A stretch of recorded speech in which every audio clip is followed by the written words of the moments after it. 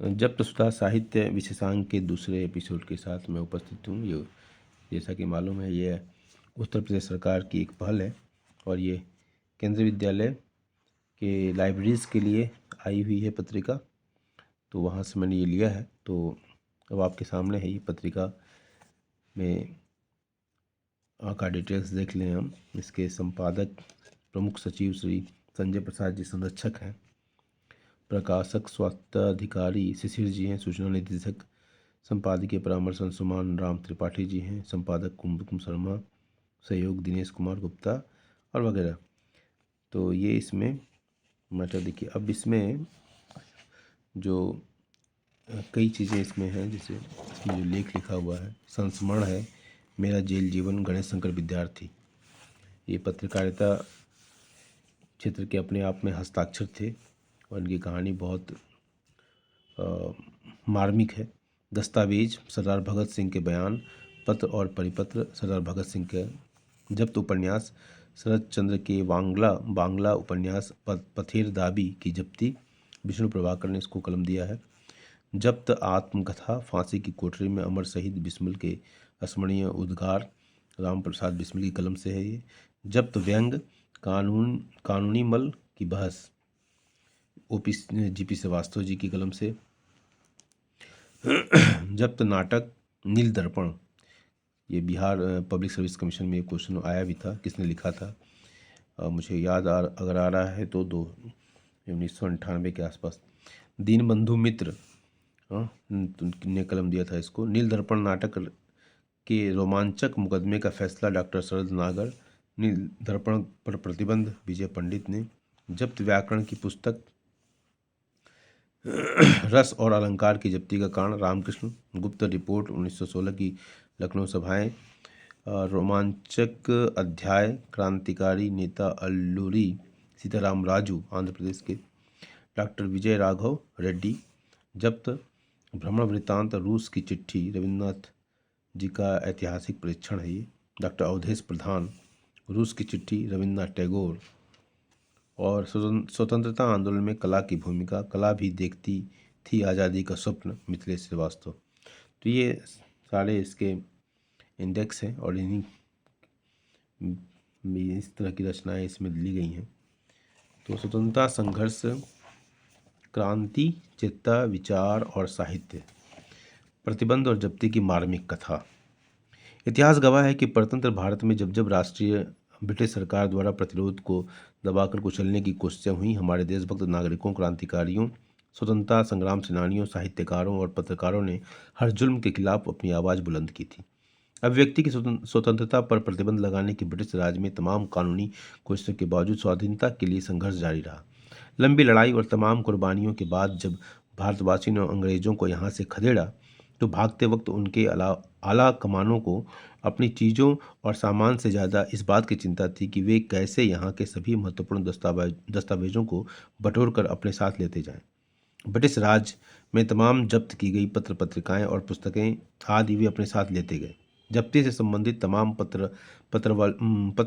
पत्रावलियाँ तक वे समेट कर ले गए। आज जब हमारे शोधार्थियों, लेखकों एवं पत्रकारों आदि को स्वाधीनता संग्राम के वास्तविक इतिहास को जानने, समझने और लिखने की जरूरत पड़ती है, तो वे लंदन की लाइब्रेरी की ओर देखते हैं। लगभग 30% क्रांतिकारी साहित्य अब भी हमारे देश में उपलब्ध नहीं है। 1857 से लेकर 1947 यानी आज़ाद होने के एक दिन पहले तक के जब्त साहित्य का कोई सिलसिलेवार विवरण हमारे पास उपलब्ध नहीं है। सारा कुछ बिखरा पड़ा है, जिसे तलाश कर पुस्तक के रूप में प्रकाशित किया जाना अविशेष है। यह एक कठिन, श्रमसाध्य एवं शोधपरक कार्य है, जिस पर स्वैच्छिक संस्थाओं द्वारा भी कार्य किया जाना अपेक्षित है। यह काम इसलिए भी होना जरूरी है क्योंकि अब तक उपलब्ध अधिकांश तत्कालीन इतिहास अंग्रेजों या उनके प्रभाव के भारतीयों द्वारा विरचित है, और इसकी राष्ट्रीय व्याख्या तभी संभव है जब हम उन देशभक्त अमर शहीदों और स्वतंत्रता संग्राम सेनानियों द्वारा लिखित रचनाओं को तलाश कर उसे पुस्तक के रूप में प्रकाशित करें। मतलब ये इस पुस्तक को लिखने के पीछे जो व्यू है उसको दर्शाने का प्रयास किया गया संपादकीय से। इससे हमारी नई पीढ़ी को यह तालीम भी मिल सकेगी कि जिस आज़ाद माहौल में आज भी सांस ले रहे हैं। दरअसल वह एक लगातार लंबी लड़ाई, संघर्ष और तमाम कुर्बानियों के नतीजन ही हमें प्राप्त हुई है। आज के संदर्भों में स्वाधीनता संघर्ष में शहीद हुए उन ज्ञात अज्ञात देशभक्तों के योगदान को न केवल जानना बल्कि उनके आदर्शों को अपने जीवन में उतारना भी निहायत जरूरी है। बरतानिया सरकार ने भयाक्रांत होकर जिन किताबों पर प्रतिबंध लगाया था, उनमें 18 मार्च 1929 को चांद प्रेस से प्रकाशित पंडित सुंदरलाल की बेहद महत्वपूर्ण पुस्तक भारत में अंग्रेजी राज थी, जिसे 4 दिन के भीतर यानी 22 मार्च 1929 को जब्त किए जाने का आदेश दिया गया था। कुमार वीरेंद्र ने अपने आलेख भारत में अंग्रेजी राज इतिहास की एक कठिनतम पहेली को बुझने की कोशिश में लिखा है कि देशवासियों को अपने देश की शोचनीय स्थिति पर तथा उस स्थिति के वास्तविक इलाज पर गंभीरता से विचार करने में सहायता प्रदान करने के उद्देश्य से लिखी गई यह पुस्तक वास्तव में भारत में अंग्रेजी राज के लगभग 100 सालों के अत्याचारों का ज्वलंत, विस्तृत और सचित्र दस्तावेज है। राष्ट्रीय भावना को कम करने और स्वाधीनता के प्रयासों को विफल करने के लिए अंग्रेज शासकों ने 3 मुख्य तरीके से कार्य किया। पहला तो यह है कि बंगाल के 2 टुकड़ों में बांटकर संयुक्त बंगाल की एकता को खंडित करते हुए पूर्वी बंगाल मुस्लिम बंगाल तथा पश्चिमी बंगाल हिंदू बंगाल में बांट दिया गया। दूसरा यह कि मुस्लिम लीग और हिंदू महासभा की उत्पत्ति कराने में अहम भूमिका अदा की। तीसरा यह कि बंगाल और कलकत्ता के प्रभाव को क्षीण करते हुए भारत की राजधानी कलकत्ता से हटाकर दिल्ली स्थानांतरित कर दी गई। इन तीनों का दुष्परिणाम यह हुआ कि देश में सांप्रदायिक झगड़े बढ़ गए और स्वाधीनता के लिए किए जा रहे प्रयत्नों में बाधा पड़ी। सुधीर विद्यार्थी ने अपने आलेख चांद का फांसी अंक और भारत में अंग्रेजी राज्य की जब्ती तथा राम रख सिंह सहगल में लिखा है कि चांद के फांसी अंक की जब्ती ब्रिटिश सरकार की एक ऐसी कार्यवाही थी जिसने पत्रकारिता की आज़ादी पर बहुत सारे सवाल खड़े कर दिए। क्या ब्रितानी शासन इस अंक को इतना खतरनाक मानता था कि उसके प्रचार प्रसार से उसकी जड़ें हिल जाएंगी? निश्चय ही स्वतंत्रता संग्राम के सशस्त्र युद्ध और उसकी प्रेरक शक्तियों का यह ऐसा अनोखा दस्तावेज था जो भविष्य के संग्राम के दरवाजे भी खोलता था। इसमें निहित क्रांतिकारी चेतना की विचार यात्रा सिर्फ मुक्ति युद्ध तक सीमित नहीं थी, बल्कि देश के विप्लवी नौजवान किस तरह के स्वतंत्र समाज का निर्माण करना चाहते हैं, यह भी स्पष्ट दृष्टव्य था। अवनीश यादव अपने आलेख भूल नहीं सकते हम तेरे वे लाठी के दाग में लिखते हैं कि दिसंबर 1928 की महारथी पत्रिका के खूने लाजपत अंक को तत्कालीन हुकूमत ने जब्त कर लिया था।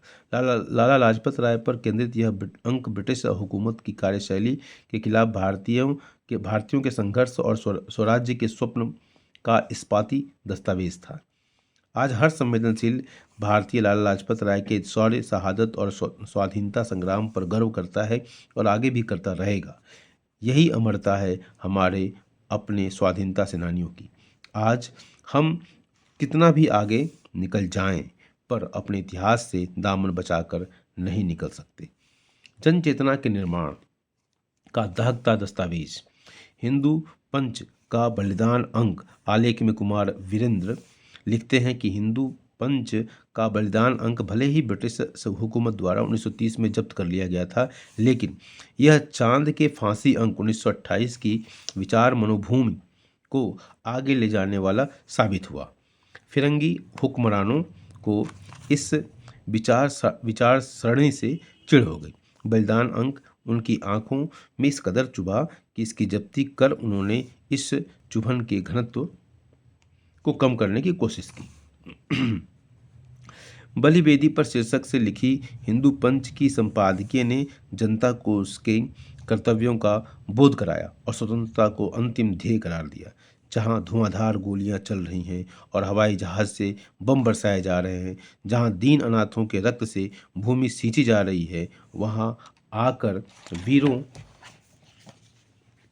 को खड़ा होना होगा। इस कर्तव्य के लिए तुम्हें समस्त यातनाएं सहन करते हुए चुपचाप बलि पर चढ़ जाना होगा और इसका पुरस्कार होगा स्वतंत्रता।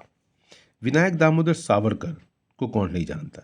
तो विनायक दामोदर सावरकर की ऐतिहासिक कृति the Indian War of Independence 1857 के अध्याय 9 व 10 से प्रासंगिक सामग्री लेकर हमने स्वाधीनता का पहला संघर्ष शीर्षक से एक आलेख प्रकाशित किया है।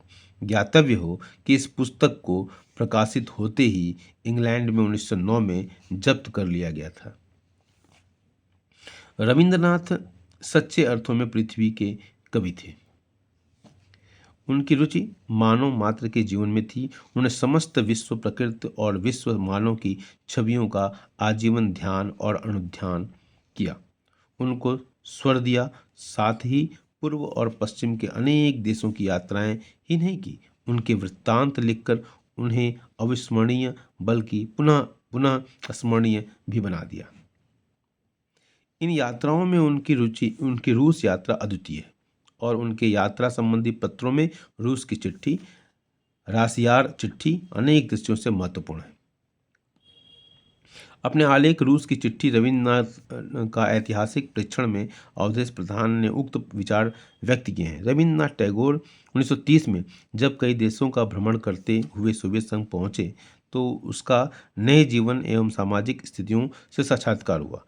टैगोर वहाँ की शिक्षा व्यवस्था, सामूहिक खेती एवं व्यक्तिगत प्रतिभा के विकास के अवसरों को देखकर दंग थे। उन्हें वहाँ एक नई सभ्यता के दर्शन हुए। व्यक्तिगत संपत्ति के बारे में उनके विचारों में इसी के बाद आमूलचूल परिवर्तन हुआ। सोवियत संघ के इन परिवर्तनों की व्याख्या उन्होंने रूस की चिट्ठी श्रृंखला में की, जिसका अंग्रेजी अनुवाद कलकत्ता से प्रकाशित मॉडर्न रिव्यू में प्रकाशित हुआ। अंग्रेज सरकार ने टैगोर की इस लेख श्रृंखला के साम्यवाद का प्रचार करार देते हुए 1934 के मॉडर्न रिव्यू की वे सभी प्रतियां जब्त कर लीं, जिसमें ये लेख प्रकाशित हुए थे कि रूस की चिट्ठी पुस्तिका पर प्रतिबंध लगा दिया था। इस विशेषांक में जब्त कहानियों, कविताओं के अलावा जब्त व्यंग, जब्त उपन्यास, जब्त आत्मकथा, गणेश शंकर विद्यार्थी के संस्मरण, सरदार भगत सिंह के बयान, पत्र और परिपत्र जैसे दस्तावेजी महत्व के क्रांतिकारी साहित्य आदि को प्रकाशित किया गया है। सचिंद्रनाथ सन्याल को बंदी जीवन पुस्तक 1922 में प्रकाशित हुई। छपते ही इसे जब्त कर लिया गया। बंदी जीवन के 3 भाग लिखे गए। ब्रिटिश शासन तंत्र में इसे लिखे जाने का मूल उद्देश्य यह था कि भारत की स्वाधीनता के लिए लेखक और उसके साथियों ने सशस्त्र क्रांति का जो प्रयास किया था उसका विवरण जनता के सम्मुख प्रस्तुत कर दे, जिससे प्रेरित होकर अन्य भारतीय युवक भी इन प्रयासों में सहायता दें। इस प्रकार स्वाधीनता आंदोलन शक्तिशाली बन सके। नील दर्पण नाटक सन 1860 में ढाका से प्रकाशित हुआ था, जिसके लेखक थे दीन बंधु मित्र। माइकल मधुसूदन दत्त ने जेम्स लॉग की सहायता से इसका अंग्रेजी अनुवाद प्रकाशित करवाया, जिसे इंग्लैंड की पार्लियामेंट में भिजवाया गया, वहाँ नाटक को राजद्रोह की संज्ञा दी गई, जिसके कारण पहले बांग्ला में विरचित दीनबंधु मित्र के नील दर्पण द इंडिगो प्लांटिंग मिरर के प्रदर्शन पर प्रतिबंध लगा दिया गया, जिसकी सूचना मारवाड़ी गजट 5 सितंबर 1897 में प्रकाशित हुई। 1 माह के कारावास और अर्थदंड का उल्लेख भी प्राप्त हुआ। नील दर्पण के प्रदर्शन पर रोक लगने के बाद लखनऊ के छतर मंजिल में नाटक के प्रदर्शन के बाद विद्रोह हुआ। इसके बाद कई नाटकों और प्रहसनों को अंग्रेज सरकार ने प्रतिबंधित कर नियमों को कठोरता दी। विजय पंडित ने जब्ती के पूरे प्रकरण को अपने आलेख नील दर्पण पर प्रतिबंध में लिखा है। यही मेरा वतन है प्रेमचंद के सोजे वतन संग्रह की एक कहानी है जो गांधी के हिंद स्वराज से मिलती है। दोनों का पाठ अंग्रेजी शासन द्वारा ली गई भारत की प्राकृतिक विविधता और बौद्धिक संपन्नता की बेहद करुण तस्वीर प्रस्तुत करने में सक्षम है।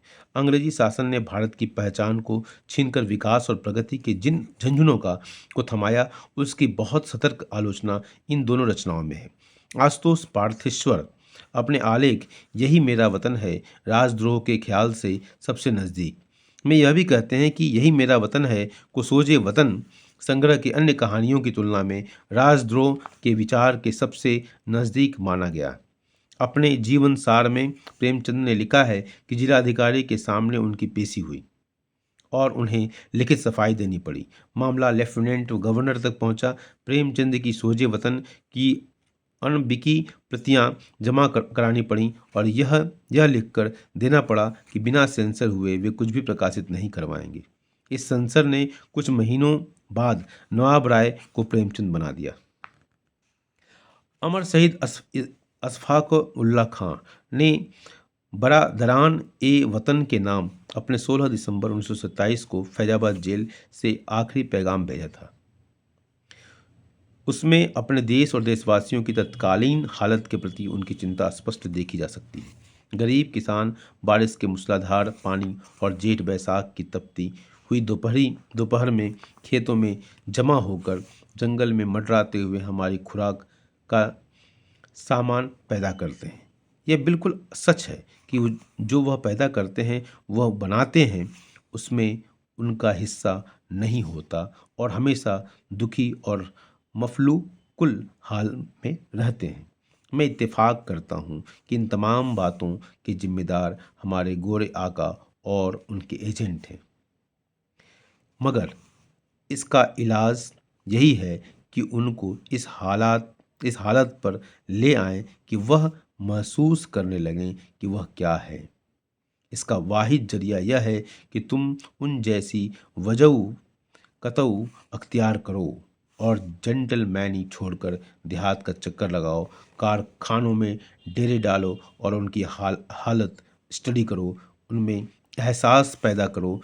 तुम कैथराइन ग्रांड मदर ऑफ रसा की सवानह उमरी पढ़ो और वहाँ के नौजवानों की कुर्बानियाँ देखो।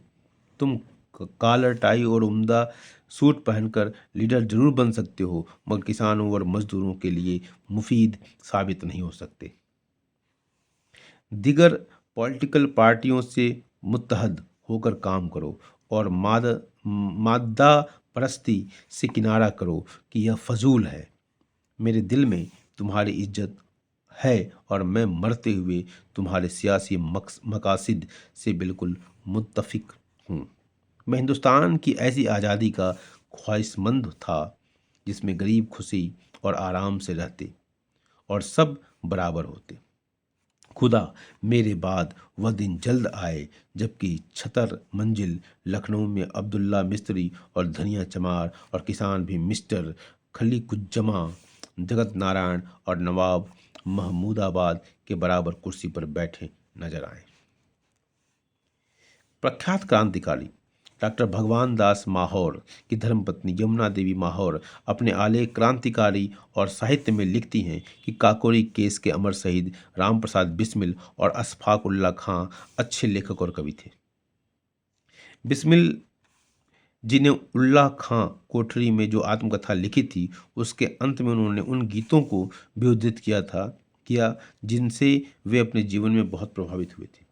काकोरी के अमर शहीदों में प्रायः सभी ने फांसी की कोठरी से लिखे गए अपने अंतिम पत्रों में भी कुछ काव्य पंक्तियां अवश्य लिखी। इससे यह भली भांति प्रकट है कि क्रांतिकारी जीवन में साहित्य का कितना महत्व उनके मन में शहीद होने के क्षण तक रहा।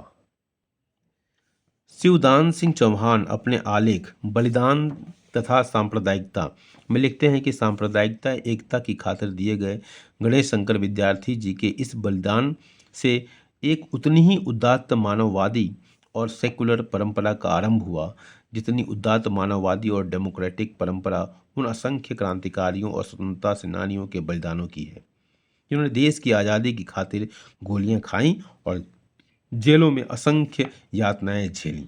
शहादत की दोनों परंपराएं एक दूसरे की पूरक हैं, किसी को नहीं समझा गया शायद। सैयद इख्तियार जाफरी अपने आलेख अंग्रेजों को थर्रा देने वाला आंदोलन रेशमी रुमाल में लिखते हैं, भारत के स्वतंत्रता संग्राम के आंदोलनों में यह आंदोलन यद्यपि सर्वाधिक अहम और सबसे अलग था, जो बड़ी सूझबूझ और हिम्मत के साथ चलाया गया, लेकिन रेशमी रुमाल का रहस्य समय से पूर्व खुल जाने आंदोलन के सभी संचालकों के एक मुश्त गिरफ्तार होने और पूरा आंदोलन अंग्रेजों के सामने आ जाने से ये पूरी तरह विफल भले हो गया, मगर बाद में जब इसके दामन को फैलाया गया तो खिलाफत आंदोलन, असहयोग आंदोलन आदि अनेक आंदोलन इसी आंदोलन के संचालकों के हाथों चलाए गए, यहाँ तक कि भारत से अंग्रेजों को निकाल कर ही दम लिया। वीरेंद्र यादव अपने आलेख अंग्रेज सरकार द्वारा न्यू इंडियन लिटरेचर की जब्ती में लिखते हैं कि इसी दौर में ब्रिटिश गृह सचिव M.G. हैलेट ने मई 1936 में अपने एक सर्कुलर के माध्यम से भारतीय प्रगतिशील लेखक संघ के संबंध में स्थानीय सरकारों को सतर्क रहने की सलाह दी थी। इसी क्रम में 25 मई 1936 एवं 8 जून 1936 को जारी गोपनीय परिपत्रों के माध्यम से प्रगतिशील लेखक संघ की पत्रिका न्यू इंडियन लिटरेचर के अंकों की जब्ती के आदेश दिए थे। ब्रिटिश सरकार के द्वारा जारी ये सर्कुलर प्रगतिशील साहित्य के विरुद्ध दमन के सशक्त दस्तावेज हैं। इसके अलावा इस अंक में मुंशी प्रेमचंद, विशंभर नाथ शर्मा कौशिक, पांडे बेचन शर्मा उग्र, सज्जाद जहीर, मोहम्मद अली और आचार्य चतुर्सेन शास्त्री की प्रतिबंधित कहानियों को प्रकाशित किया गया है। जब्त कविताओं और नज़्मों में रविन्द्रनाथ ठाकुर, इकबाल सागर निजामी, जां निसार अख्तर, अशफाक उल्ला खां, अली सरदार जाफरी, राम प्रसाद बिस्मिल, सोहनलाल द्विवेदी आदि एवं कतिपय अज्ञात कवियों की रचनाओं को सम्मिलित किया गया है। व्यंगकार G.P. श्रीवास्तव की कानूनी मल की बहस एक जबरदस्त रचना है जिसे अंग्रेजों ने जब्त किया था। मेरा जेल जीवन गणेशशंकर विद्यार्थी का लंबा संस्मरण है, जिसमें उन्होंने अंग्रेजों द्वारा किए जा रहे जुल्म और ज्यादतियों की सजीव तस्वीर खींची है। फांसी की कोठरी में अगर शहीद बिस्मिल के उद्गार हमने जब्त आत्मकथा के अंतर्गत प्रकाशित किए हैं, जो गौरव तलब है। पथेर दाबी मंगला के मशहूर कथाकार शरदचंद्र का उपन्यास है, जिसे अंग्रेजों द्वारा प्रतिबंधित कर दिया गया था। भारत सरकार की उत्कृष्ट संस्थान योजना के अंतर्गत हैदराबाद विश्वविद्यालय द्वारा प्रायोजित औपनिवेशिक काल में प्रतिबंधित हिंदुस्तानी लेखन परियोजना के तहत शोध सामग्री संकलन करने हेतु प्रोफेसर गजेंद्र पाठक और प्रोफेसर रविकांत को पिछले दिनों ब्रिटिश लाइब्रेरी लंदन जाने का सुअवसर मिला। दोनों विद्वानों ने वहां लगभग 7,000 पृष्ठों की दुर्लभ, अप्राप्य, अप्रकाशित सामग्री का अवलोकन किया। इन हजारों पृष्ठों में लगभग 200 वर्षों के भारत का वह सच जिसका सामना करने के लिए ब्रिटिश साम्राज्य तैयार नहीं थी, का अवलोकन इन दोनों विद्वानों ने किया।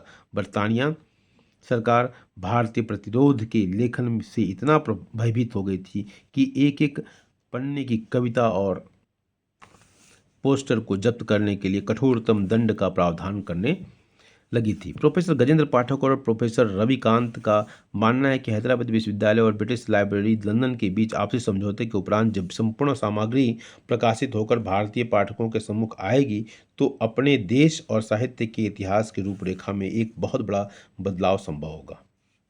हमारी नई पीढ़ी स्वाधीनता आंदोलन की वास्तविक तस्वीर से वाकिफ हो सकेगी, जो कि वास्तव में नहीं बताया गया है। और अंत में मैं प्रमुख सचिव सूचना श्री संजय प्रसाद, सूचना निदेशक श्री शशिर का शुक्रगुजार हूँ, जिन्होंने स्वाधीनता के इस अमृत जयंती वर्ष में मुझे यह महत्वपूर्ण जिम्मेदारी सौंपी। उनके सहयोग एवं मार्गदर्शन के बिना यह कार्य असंभव था। उन्होंने आज़ादी की स्वर्ण जयंती में मेरे द्वारा 1997 में संपादित जब्तशुदा साहित्य विशेषांक का पुनर्प्रकाशन अतिथि संपादक के रूप में किए जाने का जो सुअवसर मुझे दिया, इसके लिए मैं उनका कृतज्ञ हूँ। उनके मार्गदर्शन और सहयोग के बिना इस कार्य को निष्पादित करना संभव नहीं था। वर्ष 1997 में इस विशेषांक का कार्य करते हुए पर्याप्त समय न मिल पाने के कारण कुछ आवश्यक सामग्री हम उसमें समाहित नहीं कर पाए थे। कुमकुम शर्मा के रचनात्मक सहयोग से हमने उन छूट गए विषयों को पूरा कर लिया है एवं यशस्वी संपादक कुमकुम शर्मा, उपनिदेशक सूचना सेवा में मेरी सहयोगी रही हैं। उत्तर प्रदेश के कई महत्वपूर्ण अंकों में उन्होंने मेरे साथ संपादन का कार्य किया। उनके संपादन और साहित्य से हमने इस विशेषांक को और समृद्ध करने की कोशिश की है। वे प्रखर और तेजस्वी लेखक हैं, जिनके संपादन कौशल को हमने उनके कतिपय विशेषांकों के जरिए जाना समझा है। मुझे आशा ही नहीं वरन पूर्ण विश्वास है कि स्वतंत्रता के अमृत महोत्सव पर प्रकाशित उत्तर प्रदेश का यह जब्तशुदा साहित्य विशेषांक हमारे सुधी पाठकों के लिए अत्यंत सहयोगी साबित होगा।